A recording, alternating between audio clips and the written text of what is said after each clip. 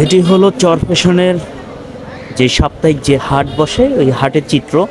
তো এখানে এসে দেখলাম আমাদের ভোলা থেকে, যে ভোলায় যে অন্যান্য যে হাট বসে তার থেকে এখানে বেশি রাজহাঁসগুলি। তো অনেক বড় বড় রাজহাঁস পাওয়া যায়।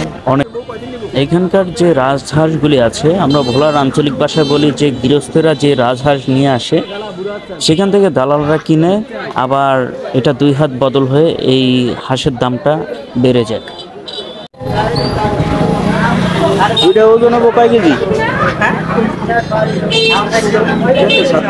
7 কেজি হইব। দাম দিচ্ছেন কত দুইটা? দাম দিচ্ছি 3,000 টাকা। 3,000। ওইটা কি একদম না আরো কম?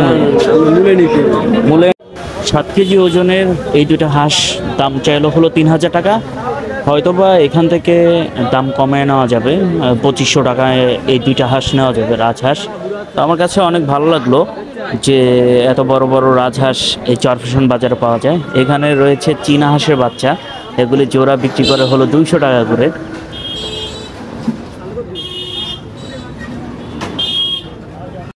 রয়েছে পেতি হাঁস, দেশি মুরগি।